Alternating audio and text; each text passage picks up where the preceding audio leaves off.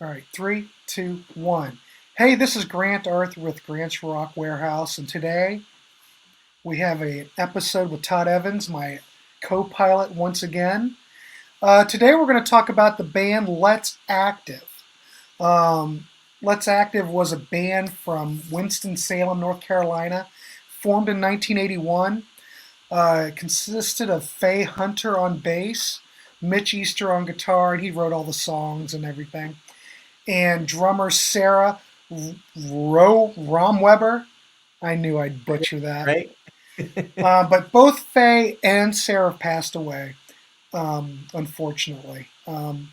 Their first performance was November 13th, 1981 at the 688 Club in Atlanta, where they opened for REM.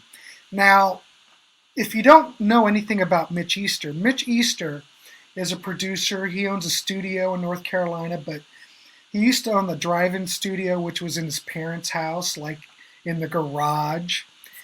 But that place is where he produced, and he and Don Dixon recorded the first two REM albums and the EP Chronic Town. Let's not forget that. So And the that first single, I believe, the first and 45, Radio Free exactly, Europe. Yeah. yeah. So that was like his notoriety, his claim to fame. But Mitch also did the second Pylon album, which is a masterpiece, in my opinion. A masterpiece. Um, Also, he did some work for Game Theory. There's countless artists that he's produced and recorded. Absolutely brilliant. But anyway, Let's Active was signed to IRS Records in '83. Um, Shortly after filming the video for Every Word Means No, which I'm already just going to tell you right now, I think is the best Let's Active song in the catalog. Incredible. We'll get to that soon. Um, the first thing that they released was the single, not the single, but the EP Afoot. That was in '83. And after that, they did Cyprus, which was their like first full length record that came out in '84. And then Sarah quit following a UK tour, so it was just down to Hunter and Easter. They were a couple at that time, and then they broke up, so we lost Hunter. She went on and did whatever she did. So they kept going, blah, blah, blah. And then after that, basically, the next record was 1986's Big Plans for Everybody, which essentially was a Mick Easter solo album, though some of the tracks had Hunter on there. She played bass and she sang. But Some of them have drummers that would work. There are two drummers, one of which, both of them actually, he'd Rob work with in the Ladd and Eric future. Marshall. Yeah, Yeah. but and some of the songs, the drums are Mitch, Oh, I and didn't know that. they're quite good. Yeah, everywhere there's not a drummer credit, it's Mitch everything. So there are three songs that don't have any additional credits, according to the liner notes. Well, So I that's can good. only I did assume not that know that's it. Mitch Easter playing. That Cool. might not be right, but according to the liner notes, that's what it Well, says. I would believe the liner notes. So anyway, that was 1986. Big Plans for Everybody. After that, their final album was Every Dog Has His Day in 1988, and that was produced with Mitch and John Letke. Anybody know John Letke? He was a famous British producer, worked with XTC, worked with tons of bands. Legendary guy. I don't know why John Letke was on that record because Mitch is more than capable to produce. Maybe it was the record company getting involved, IRS, saying, you know what, Mitch, we'd really like to have a single and a hit. Yeah, Maybe and maybe you should co-produce. they actually recorded that in Europe too. And from what one of the things that I read that said that IRS, when it was founded, was very much a label that let artists do their own thing. And Hmm. then the more money they made with REM, the more they started getting more concerned about bottom line. And so towards the end, I wouldn't be surprised if that was the case. I mean, I would imagine that's probably what Yeah. happened. Though having John Letke as a co-producer is not a bad thing. No. Don't I'm not saying that at all, but Mitch is more than capable. Um, But the thing is with Let's Active, they're kind of forgotten now. I don't want to totally say that. It just depends upon your age and whatever age group. But they pretty much started that whole jangle pop thing. I mean, they right in the early '80s.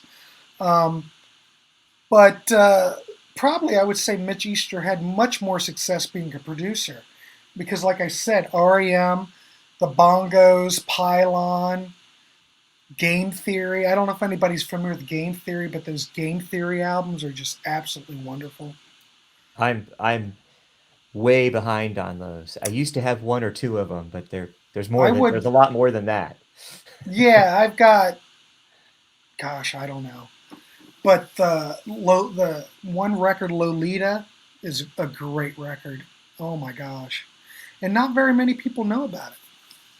But anyway, so let's start talking about some of these records. We'll just start out. We'll go chronologically. Let's start out with A Foot. Now, A Foot was an EP. Yeah, it wasn't a full-length record, but what a nice. Thank you. That's beautiful. What a way to start I out. always thought those were such cute pictures of them. Here, let me get this over here. But yeah, this album.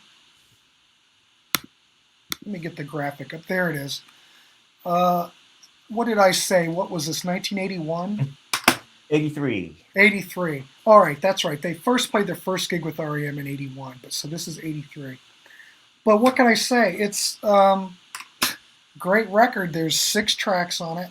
It opens up with Every Word Means No, which like I said before, that is my favorite song. And if anybody's seen the video, they're just kind of like in a TV studio to some degree, and Mitch is playing his Azure Glow Rickenbacker 330, and they've got puppies and everything. But what a great song. Jangle pop, that Rickenbacker guitar sound. I mean, That's one of the best. It's funny. There are so many. There are certain characteristics of Mitch's productions, and a lot of it is around the drum sound. But of all, I mean, Every Word Means No is a quintessential Mitch Easter production, and I think it's one of my favorites. It sounds so good, but there's also a space in it, and so it's so it just jumps right out at you. it's very And bright. It's very crisp. yeah, I mean, the yeah, guitars ring beautifully. I mean, there's not much difference between Mitch's Rickenbacker sound that he gets when he's playing than with Peter Buck, if you think about it. They're both, it's very similar, but the lyrics are kind of melancholy, but the hooks are just. I've heard people describe the first two REM albums as having muddy production, and a lot of times when people say that, they mean it as a compliment, like they don't like the later albums that are Mhm. punchier. But I don't hear the Mitch Easter sound as muddy at all. I I I don't either. I hear it as kind of how do I put this? It it it has a little bit softer of an edge as far as the drum sounds go. Like Yeah. it's kind of smooth sounding, but to me it does not sound muddy or murky or anything like that. How I've heard it described.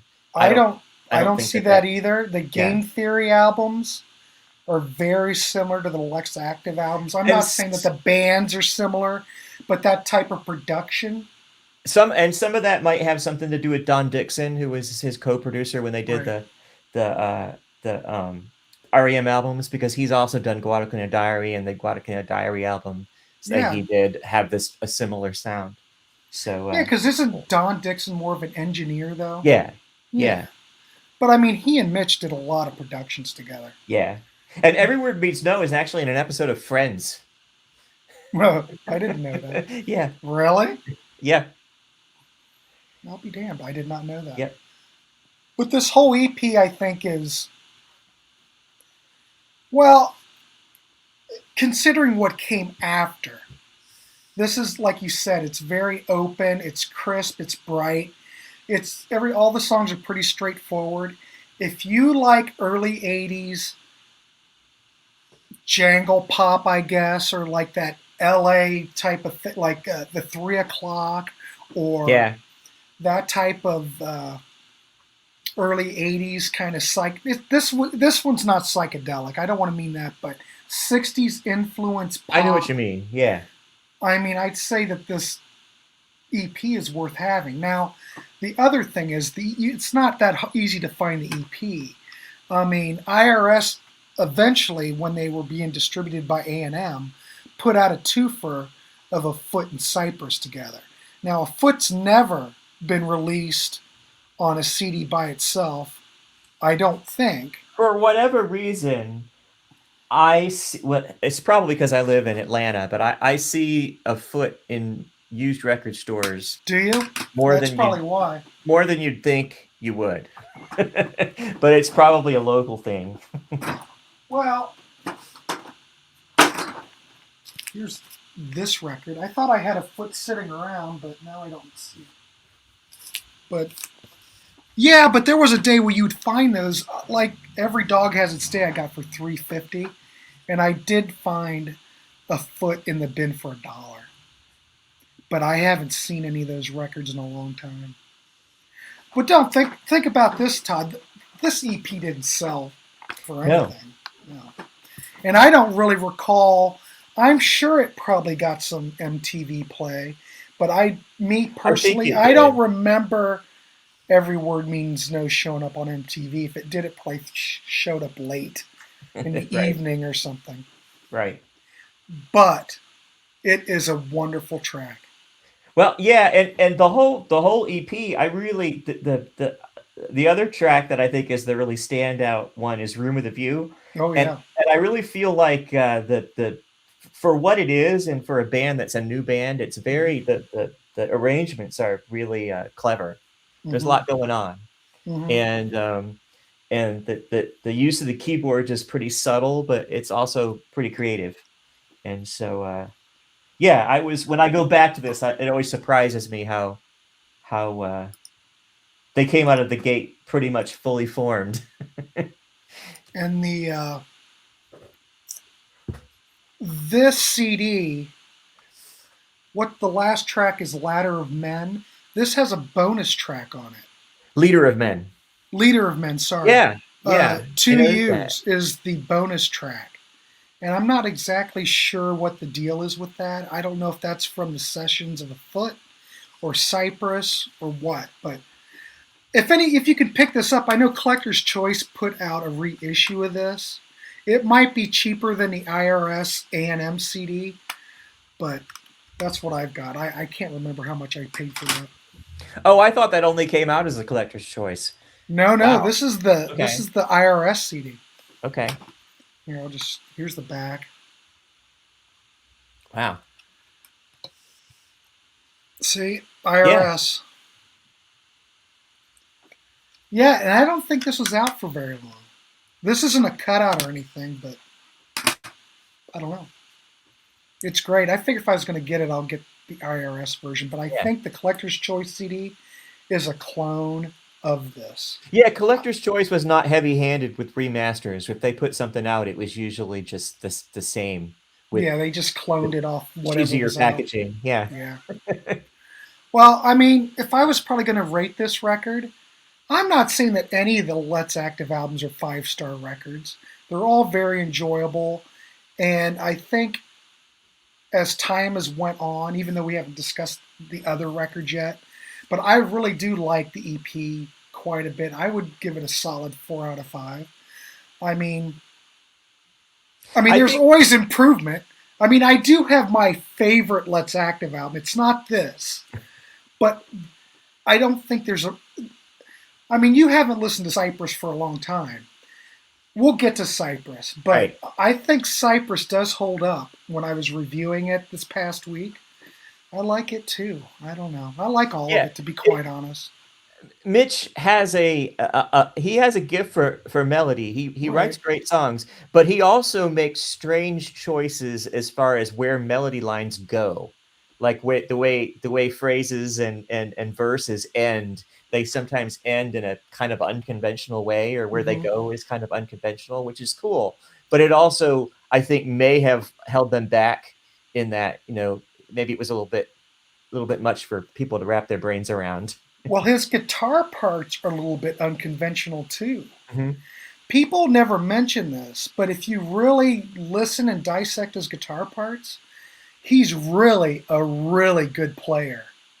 And I know you went and saw them, went back in 2008 or whatever, and you probably Yeah, got to see that. You probably were I saw watching them Mitch back in the going, day too. I'm wow, waiting he's for us. probably, he's Yeah. actually a really good player. Oh, And absolutely. people should give him a lot more credit because his guitar interplay and just the riffs that he plays, he seems so fluid. Yeah. And I don't know if all these uh, licks were all worked out, but he just sounds so like it's so easy to play. And I know those licks that he's playing aren't easy, Yeah.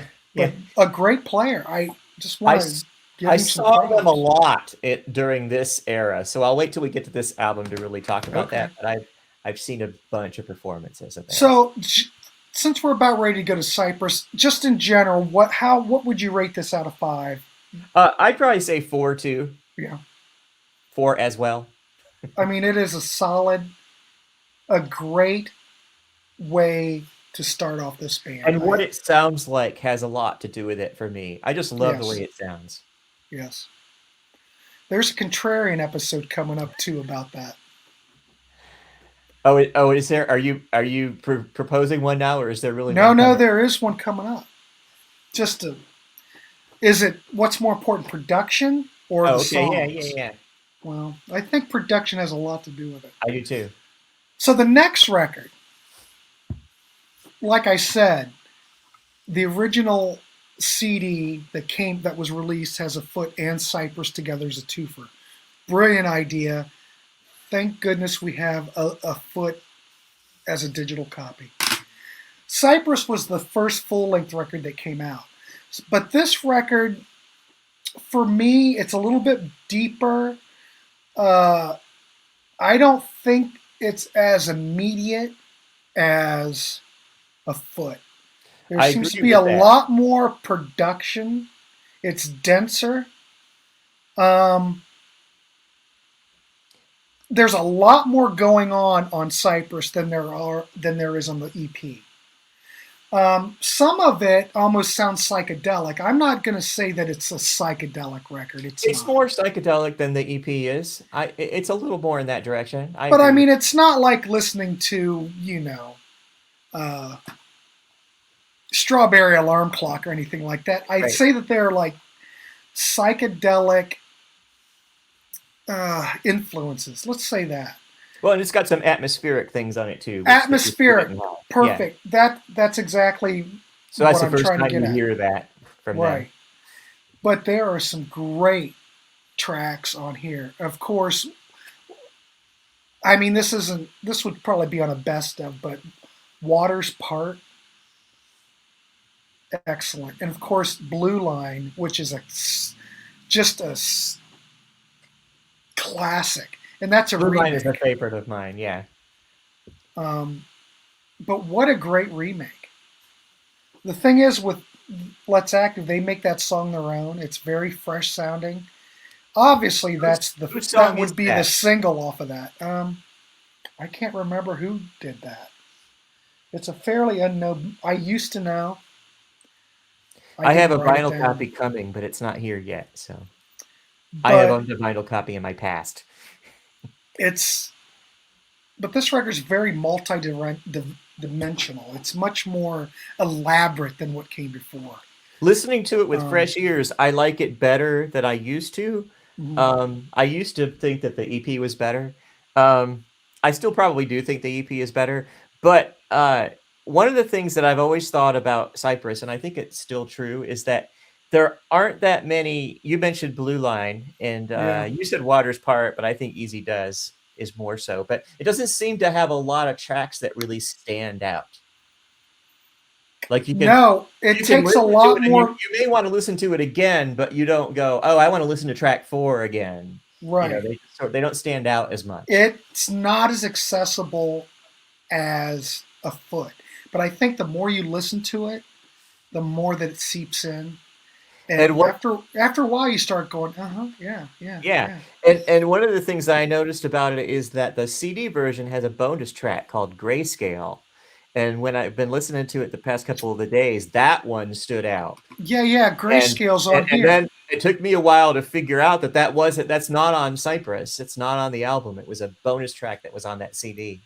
So I So, guess which I think is too Grayscale's. bad because it's a great album closer, Mhm. and I really like it a lot. Like, I So think that's the soundtrack. I'm gonna assume the way this is sequenced that Grayscale was a Cypress session and 2Us was a foot. I'm just That's what I'm assuming. thinking too because of where they put them. Yeah. So that just says if you can get the two, forget it. It's well worth having because, well, let's be honest, both of those albums just kind of segueing together. I mean, they fit well together on the same record, you know? But I think the more you listen to Cypress, the more that it has to offer. It just takes a little bit more to get into, you know? Yeah, I But, agree. I mean, Waters Part and Blue Line are definitely the stars of the record. Um, what else do I like? I mean, I like the whole thing. It's hard for me to really pull anything out. Um, I don't know. What's your thoughts on it? Oh, my favorite tracks are Easy Does, Waters Part, and Blue Line. And I like Mhm. Flags for Everything too. Flags for Everything's good. Yeah. Um, Lowdown's fine. Gravel Truck is okay. It's all. I really can't be that critical on it because I really love Let's Active. I'm Yeah. trying to. There's really nothing on here that I can slam. Of course, their second release, they're gonna push it a little bit more and be more creative. And that's exactly what they have here. It's a great record. I would probably say that this, though I probably like the EP more, but I say this is really just a solid. I would say giving this like a 3-star rating would be too low. I'm just going to give this a 4 as well. I give it a 3.5, Yeah. only because I think that you get a little bit lost in it. It Hmm. might be that there are too many tracks on it, Well, and that it might be could why be. it's difficult for any of them to break through. But that Could be. repeated listenings helps with that. Yeah, and I've been listening to it a lot, and now it just kind of flows with the foot. But the thing is, like you said, with the foot, it's a little bit more open, and I do like it because all the instruments have some room to breathe. This is more denser, more of a dense production than the other, and I like the production on a foot better. I'm with you on there, but I like Cypress. I have no issues with it at all, really. Next album, Big Plans for Everybody. Now this record, there you go. This was the album that Mitch was in the studio, and pretty much the whole band had quit. Sarah's gone, Faye's gone, no, even though Faye's on some tracks. But to me, this album, it sounds upbeat, but the whole record's pretty, shall we say, I don't want to say depressing. It's not very uplifting, even though it sounds uplifting, but the lyrical content, uh, it's not, shall we say, the most positive, I guess. It's way more of an emotional record, I think. Um, I don't know. I like this record, but it's just a little bit. I'm not sure where would I put this in between a foot and Cypress because it's not quite as um, I don't want to say gimmicky, but I don't think it's so production heavy like the other one was. I don't know. It's got pretty big drums on it. I will give it that. Yeah.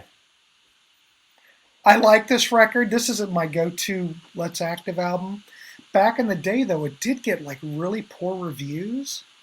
Oh, I don't remember that, but Yeah, I I do. There was like 2-star reviews, a 1-star review that I found, and I'm not sure why that is.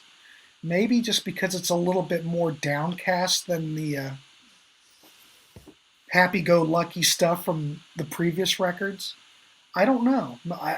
What do you think? It's hard for me to be sure how that really went down because, like I said, I was in Athens when it came out, Mhm. so it seemed like everything was positive. They got a lot of play on the radio on the campus radio station in Athens, and they came to town a lot.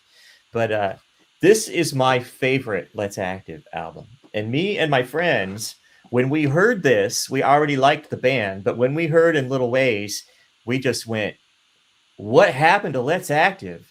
It was like they got a shot of energy, and they sound a little heavier. And so when we heard it, I think the first song in Little Ways, I don't know if it has I don't know if it has bass pedals in it, but it kind of sounds like it. It has this It might. bass thing that's happening during it, Mhm. which I think is really cool. The the the uh, the sequence of In Little Ways and Talking to Myself, the first two tracks is I think is really strong. Mhm. And I think that there's a track on side two called "Whispered News," which Faye Hunter plays bass on, which I just think is just outrageously good. And when I used to see them, they played that every time, and that song got a really big response. I like Route 67. Mhm. It's kind of a quirky kind of instrumental track, and I just like the whole album. I like the way it sounds. I like the drum performances. Um, like I said, I saw them a lot, and this is what was happening. When did this come out? Let me see, 1986. So 86, 87, 88. I graduated from the University of Georgia in 87. So 87, 88, and 89, they, even when I was living in Athens most of that time, but some of that time I was also living with my parents in Marietta. Mhm. But I used to go to visit Athens because I had friends there, and I dated a girl that lived there. And school back then, before it was semesters, used to be quarters. And so at Yeah. the beginning of every quarter, the Uptown Lounge, which the 40 Watt used to be the big club Mhm. in the early 80s, but in the mid 80s, the Uptown Lounge sort of caught up to it.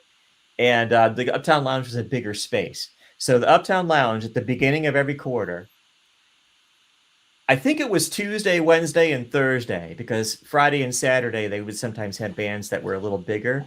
But they would always start out the first week of the quarter with some combination of Let's Active, the Connells from North Carolina, and Guadalcanal Diary. Oh, And then they would also holy mackerel.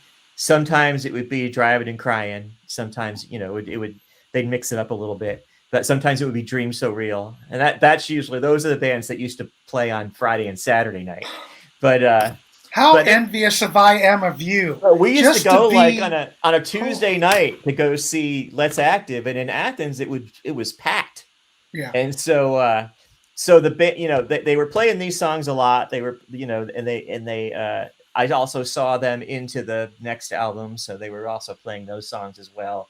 And they used to do a version of, I don't know if you read any of this. There's some stuff on the internet about how apparently Robert Plant likes them, and I guess Robert Plant did a guest VJ stint on MTV and talked about them and played one of their videos and said that Mitch Easter could come jam with him anytime or something like that.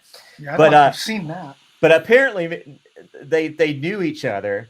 And Mitch Easter, I mean, Let's Active did a version of Dancing Days, and I swear to God, it's the best version of Dancing Days I've ever heard in my life. And every time they came to Athens, they played that as like an encore.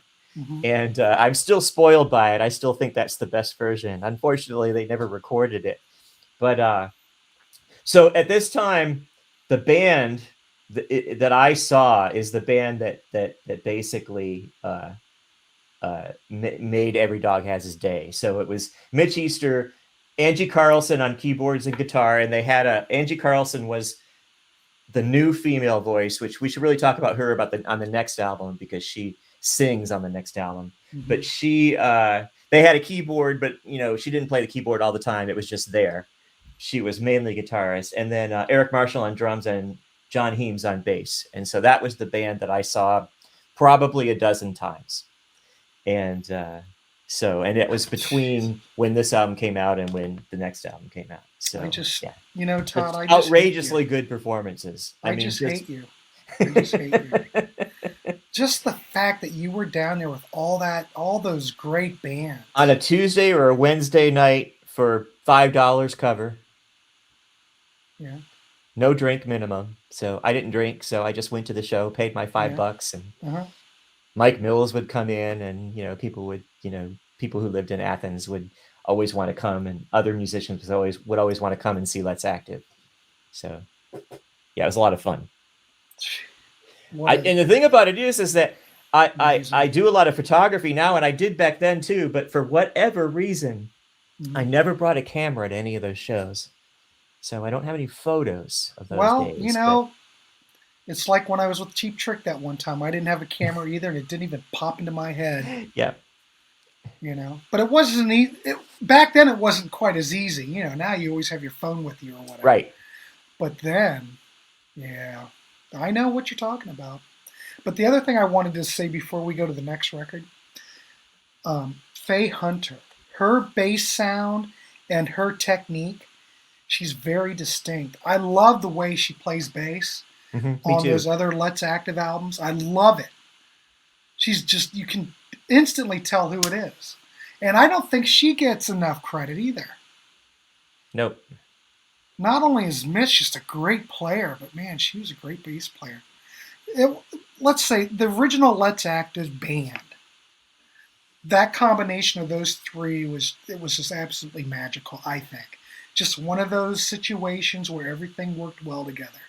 I'm sure if I had seen that band as well as this band, I probably would feel that way too, but this is the band I know, so. Yeah, that's fine. But I'm just going by what's on record, I mean. It's just, there was something about those records. There is, yeah. But even though I'm saying that, I'm not as, wait a minute, let's say this. Big Plans for Everybody, I would probably, it's not my favorite. I like the whole thing as a cohesive unit as opposed to individual tracks, if that makes sense. I don't know. I guess I'd give it a 3.75. I mean, like I said, there's not a bad Let's Active record. It's not my favorite. My favorite's the next one. Go figure. But you would probably give this a lot higher rating, I'm going to say. I give it a 4.5. Okay. Yep. I think it really just jumps off of the record or the CD or whatever. Yeah. And the CD I've got, this is like the original. Yeah, that's what I have too. This was actually, is yours a cutout? No. Mine's got a drill mark right through the CD case. Goes right through the whole thing. It's cracked. But I remember, but Todd, I don't know about you, but if you remember back in the day, this was in the cutout bins. Do you remember that? Oh, I don't. Yeah, sure. Probably. I mean, if you're a hole in it, then definitely. I remember seeing this quite a bit. Now, I never saw. Well, actually, this would have been the first CD on Let's Active, though, because the other one didn't come out until later. Yeah. But yeah, this was cut up. And another thing too, and I don't know if this has anything to do with the with how well Let's Active did chart-wise, but this album came out on. I don't know if you remember this, but Irs switched distribution. Irs went from A&M to MCA. And this is MCA. This is an MCA, and so is Every Dog Has His Day. And so this is the time when Miles Copeland started getting more concerned about, hey, are we making enough money?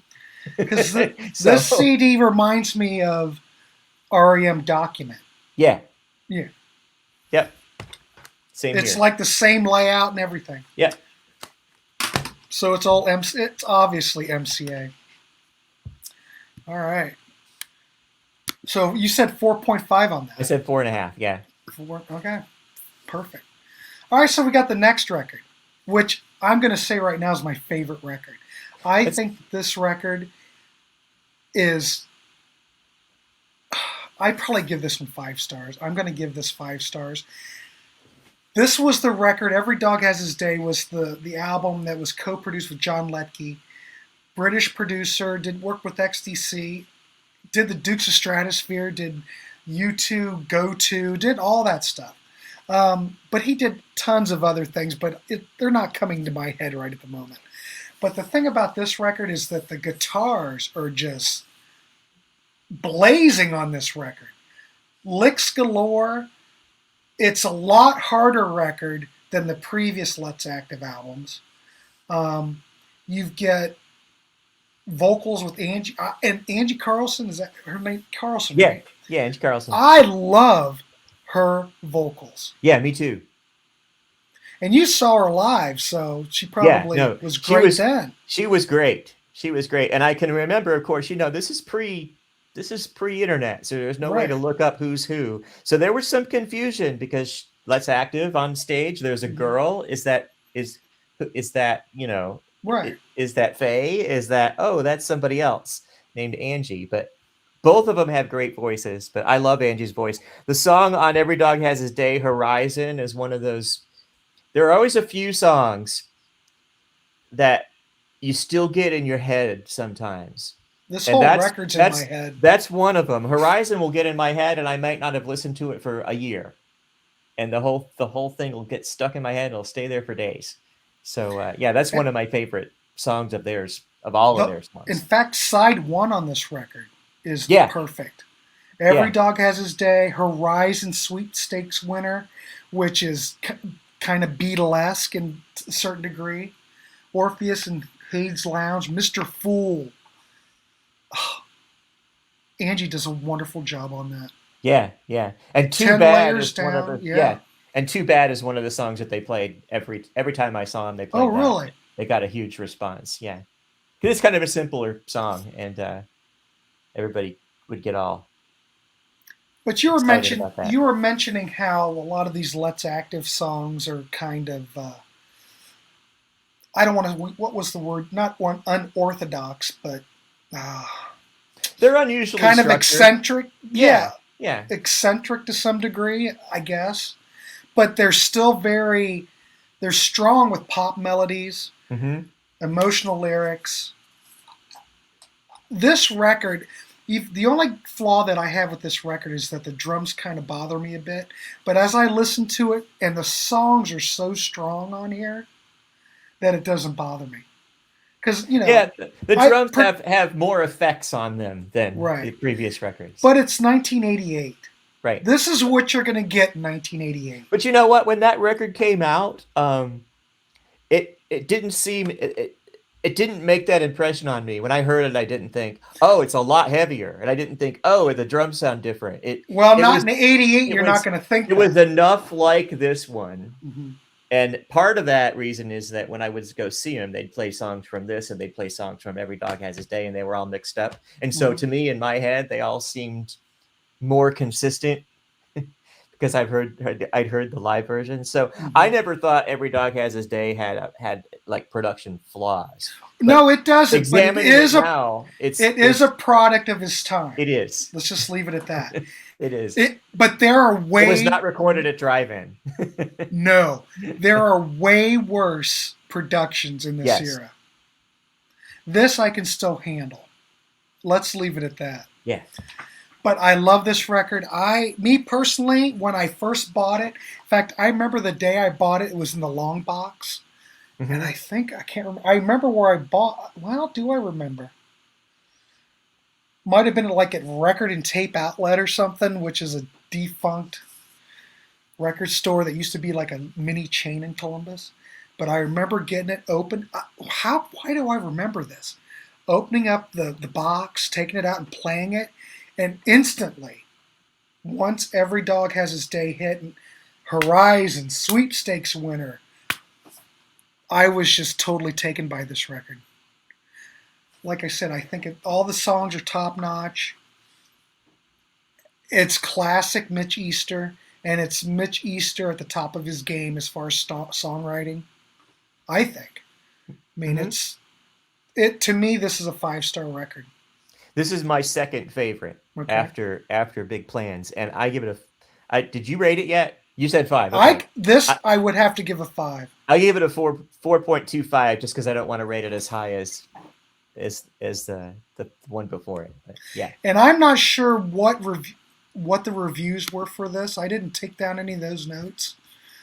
I don't know if you do. You know what, anyhow this album was reviewed back in the day?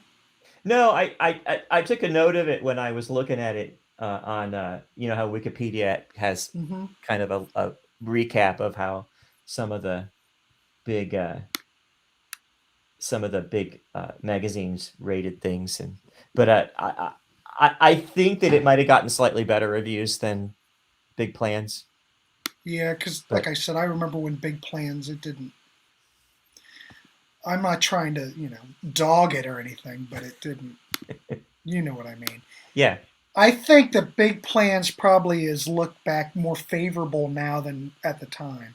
I don't know why people thought it was a bit of a departure or a letdown compared to everything else, but when you look at the reviews now, it seems like it gets threes, fours. hmm And I wish I could remember those reviews back in the day that just slaughtered it. I think Rolling Stone gave it like a star back in the day.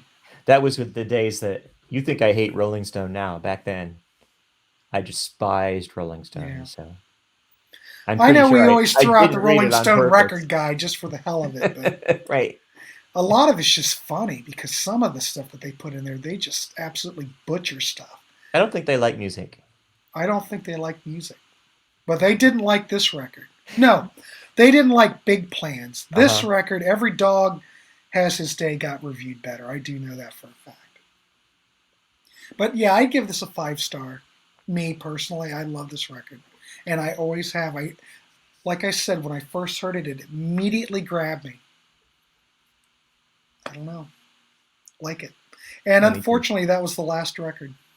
Yeah, yeah, that was yeah, I've read a couple of things where Mitch Easter talks about how he felt like he didn't really have a place in the industry, and so he kind of stepped away from it. He did some producing and did some playing with other people. But I saw uh Mitch Easter, he had put together a band to open for Pylon in 2008. Yes. And I saw them in Winston-Salem, and I can't. I thought I And remembered here's it. those Yeah, this. pictures. I took some pictures. I remember that as being billed as Mitch Easter's gravel truck, but everything I could find on the internet, which isn't much, says that it was just called gravel truck. Hmm. But I found out somehow that gravel truck was Mitch Easter, and so I was like, okay, I have to go to to Winston-Salem to see this. But yeah, I'm not sure who's in his band at this point. I think there might have been something I saw online that listed the members, who those people are. Yeah. But But these are great photos. thanks. This was right. I love that blue Rickenbacker. Oh my This God. was Yeah. right after. This is a year after he released his solo album, which is called. Hang on, I have it here And somewhere. here it is. Yeah. What is it called? Oh, you can just hold it up. Dynamico. Dynamico, Yeah. which if I don't know whoever's watching this, if you ever see this, pick this up. If you're familiar with Let's Active, this is kind of like a continuation of what came before. It's still available. I got it on eBay. I didn't have that, so I recently ordered that. And I don't think he's done anything after this, if I'm not No. mistaken. But this is well worth picking up if you can find it. Any of these Let's Active albums or CDs, if you can find them. You like that early 80s jangle pop type of thing or power pop? Get it. You like REM? You'll like this. It's great stuff. Yeah, definitely. But yeah, those are great pictures. Great pictures. Thanks. So there you go, kids. I have some pylon photos, which we'll talk about on another episode. We're gonna promote that while we're here today. But let's promote some stuff real quick. There's a lot of stuff coming on the channel. I mean, before I do that, do you have anything you need to? Do you want to finish off with Let's Active or anything No, you want to add? Or I really loved this band when I was in college and for the 5 or 6 years after, and I feel like I feel like they were more popular in my circles than they are for a lot of people, just because of the proximity of North Carolina and Hmm. because Mitch had friends in Athens, and so the band played in Athens a lot. And so yeah, it was I love this band, and they meant a lot to me. And the fact that Mitch also produced those first two REM albums, Which are really absolute elevated his classics. status in my mind. Hmm. So yeah, that's all I have. Classics. Yeah. Yeah, it's all I've got. Yeah, like I said, if you can find these records, get them. And that's all part of what I'm trying to do on this channel is promote some of these bands that no one talks about anymore. I mean, not that a whole lot of people talked about Let's Active back in the day, but they are well worth going out and researching. And I'm not even sure if these are on Spotify at all. Um, Um, I can only speak for Apple Music, and uh, Every Dog Has His Day is on Apple Music, and okay, like four of the songs on Afoot are on Apple Music as singles. And okay. I checked YouTube Music, and they were the same way. And it's really Mhm. it's weird. On Every Dog Has His Day, the song Horizon is not available. So there's some kind of a copyright issue with that. I wonder why. It just grays it out. But yeah, I was really surprised to see that Big Plans for Hmm. Everybody and Cyprus were not available to stream. But for whatever reason, they're not. I don't know. They're out there, kids out in the wilderness somewhere, though. You might be able to find them. Yeah, I But looked on eBay, and there's quite a few. There's yeah, on CD and vinyl. So I mean, the collector's choice version of the twofer is probably cheaper, I would imagine, but I don't know. hmm and They're all the and same. the collector's choice reissues of things are usually not messed with. They're usually just Nah, clones just from. cloned from. So they're not inferior. They just don't have as nice of packaging. Right. The only one collector's choice that I do know, this is jumping the rails again, is you want to keep away from the Klaatu twofer that I think they put out. Oh, okay. If you go Well, buy any Klaatu, you want the original Capital CDs. the second Guadalcanal Diary album, the collector's choice version, is the only thing that exists, That's and what they I've have got. it as a twofer with Walking in the Shadow of the Big Man. That And sounds fine. later on, Elektra released Walking in the Shadow of the Big Man, but they never released Jamboree on CD, and so that still bothers me. It bothers me too. I don't know why that is. Some of this just doesn't make sense. Well, the thing is, it didn't sell anything. These Let's Active records didn't sell anything. It's amazing that they were even released. Well, the only thing that saved them is that these came out in the CD era, so it makes sense that these came out. But we'll probably never see like a remastered version. We may never ever see them again. So anyway, it's all part of this channel to give these bands some love, and Todd and I are just doing our thing to help these bands out. But we've got a lot of stuff coming up on the channel. I've already put this up. This is This is an ongoing series called Cheapy Bin Finds, where I go out and find CDs under $2, and I'll just share what I found because, like I've said before, I don't have to beat a dead horse. I know everybody likes vinyl and everything, and I love vinyl, but CDs are way cheaper. You can go out in the wild and find all kinds of stuff, and you can listen to all kinds of things that you've never listened to before. I'm just saying, throwing it out there.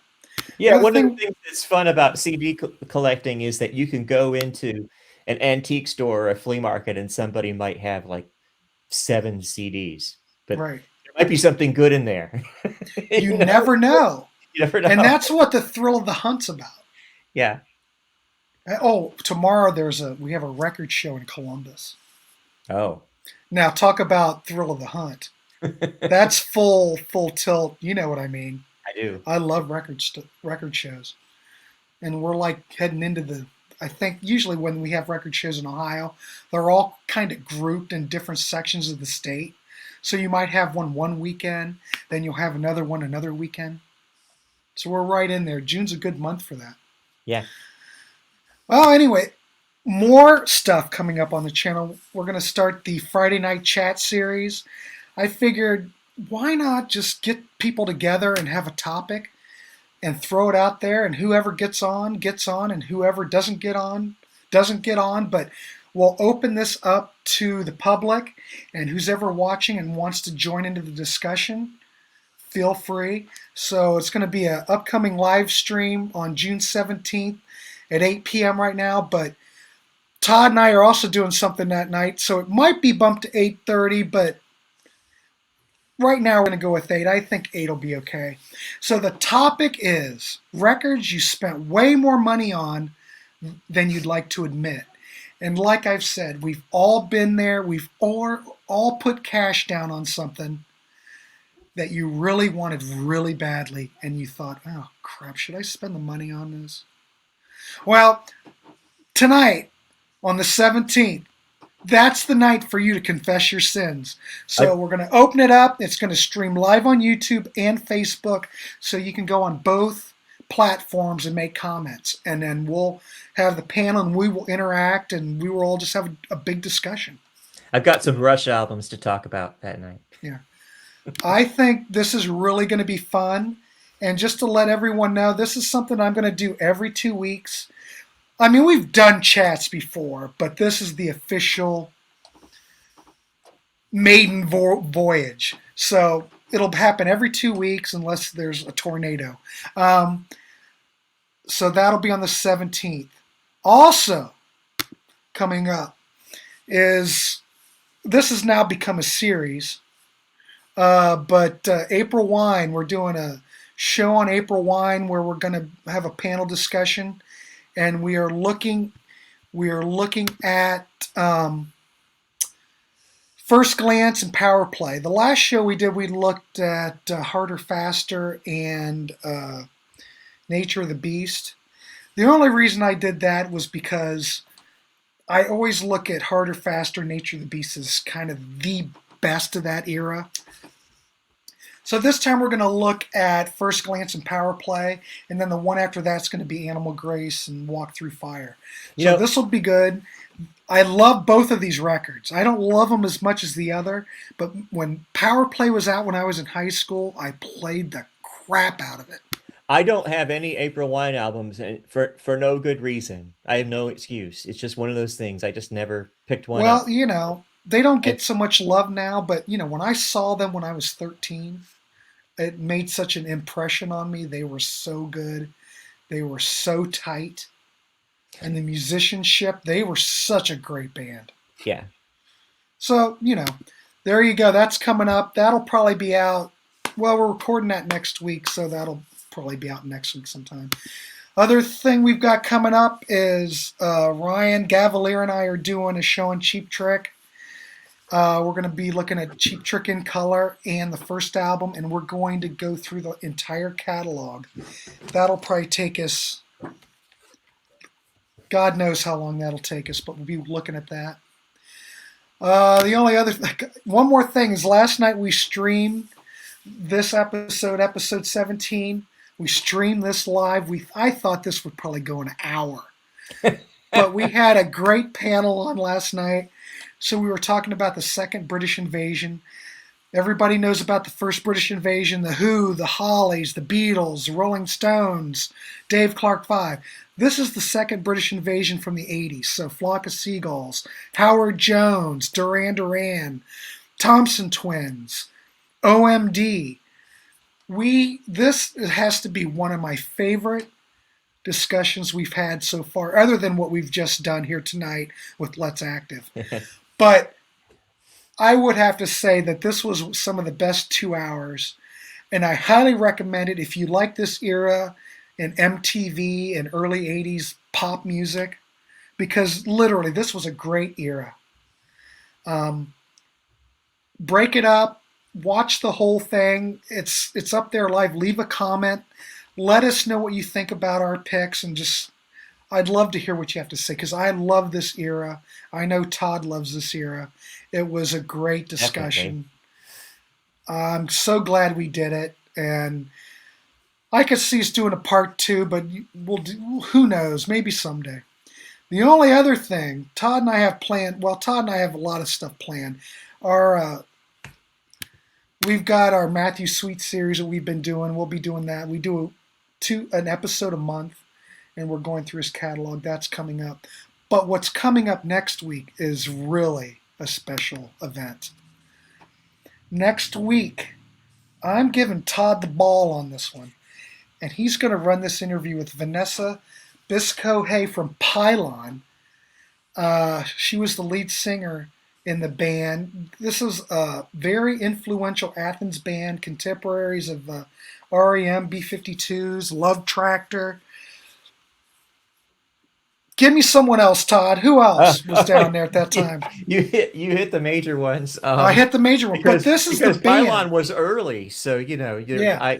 What the ones that come to mind are a little bit later, but yeah, I would say. But REM or Michael Stipe, maybe both, really said that Pylon was, quote unquote, the best band in Athens. Yeah, I think I have this right. When Chronic Town came out, the first REM EP, it was around the same time that Pylon's second album Chomp came out, and Michael Stipe said to the press that he was depressed because he thought that Pylon's album was so much better than theirs.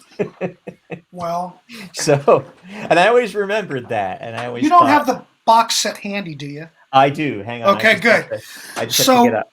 Okay, go ahead. So anyway, Todd and I are going to interview Vanessa. I can hardly wait for this. This is going to be a great, wonderful interview. We're going to talk history. We're going to talk about their albums. I bet you we might even bring up Mitch Easter, because Mitch produced their second album. But what they have released is a box set. Go ahead and bring it up, Todd. That's the CD box set. The record, they put out the LP set first. And then they released the CD set. They got a lot of people were asking, hey, where's the CD box set? Because the record box set's expensive. And I think the LPs are all out of print now. But the CD set's great. The sound quality is top notch. But the box set is absolutely beautiful. It's got a nice book. Yes. Oh, that's the LP. Oh, look. Todd's always showing off. But that Pilot Chomp, that's the Mitch Easter one. That is a great record. Holy crap, I love that record. I can't get enough of it. Oh, okay. So not to correct you, but I'm sorry. It was recorded at Drive-In by Mitch Easter, tracks 7 through 12. Okay. But it looks like the record was produced by Chris Damian, Gene Holder. But it was recorded. So the DBs. Yeah. So it was recorded at Mitch Easter was behind the knobs when they recorded it. Right. And so yeah. So I mean, those are some good, those are some great names right there. So Todd and I will be interviewing Vanessa. It should be an absolute blast. Please tune in. We're not streaming this live. We're going to record it, and I'll try to get it up that night. But I'm giving Todd the ball because, he's Mr. Athens. Who else? We'll talk about this more, but yes, this box set is. This is how box sets should be made. Absolutely amazing. Absolutely amazing. And it's readily available. You can still get it. Yeah. I got mine off Amazon. I got it like in one day. You can get it from the band's website. I think you can. I got mine from Bandcamp, which was cool because the CD didn't come out. That the LPs came out first, and the CDs were like 3 months later. But because I bought it from Bandcamp, I got the downloads right the day I bought it. That's incredible. It was I'm great. going to flash this graphic one more time. So anyway, we'll be doing this next week. Please, everybody, check this out. Get turned on to Pylon. They need more love. And we're just going to talk to Vanessa and see what she's doing now. And I'm really looking forward to it. I can hardly wait. It should be a blast. So check it out. Please like, subscribe. One of your upcoming shows. I just happened to pick this up on vinyl the other day. Yeah, it's a great record. Yeah. Sorry. No, it's good. I mean, it's as good as anything else. That's one of their best records. But yeah, there you go. Let's Active, and we've done a little bit of pylon talk. So there you go. This is what you expect from Todd and I. This is what we give our viewers. Quality product. But anyway, I think that pretty much wraps it up. You got anything more to add, Todd? Or are there any other shows you're gonna be on different channels or anything? Gosh, I've got a couple of things coming up for Rush fans. I'm not sure Okay. what their release schedule is on that, but and then I've got a couple of Contrarians things, and I'm doing something with Peter. I don't know if he's said anything about it yet, so I won't say anything. But he and I are doing a two-person show where we're going to talk about one album, and I'm looking Excellent. forward to that. That's later on this month. Cool. Sounds good. See, Todd, he's a busy man.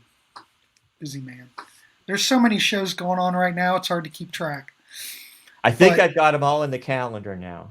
yes, that's what you need to do. And the other thing I've learned is if I book something, send that invite right now and always follow up later with it. But it's just so busy. It's just been so crazy. Yeah. But anyway, kids, there you go. Let's Active. If you can see it, try to stream it, check it out. Great stuff. Other than that, I'm going to say goodnight to my friend Todd and hope everyone else will enjoy the video. Please like, subscribe, all that good stuff. Thanks for having me on, Grant. It was a blast. So we'll see everybody. Thanks again. See ya. Good night. Bye.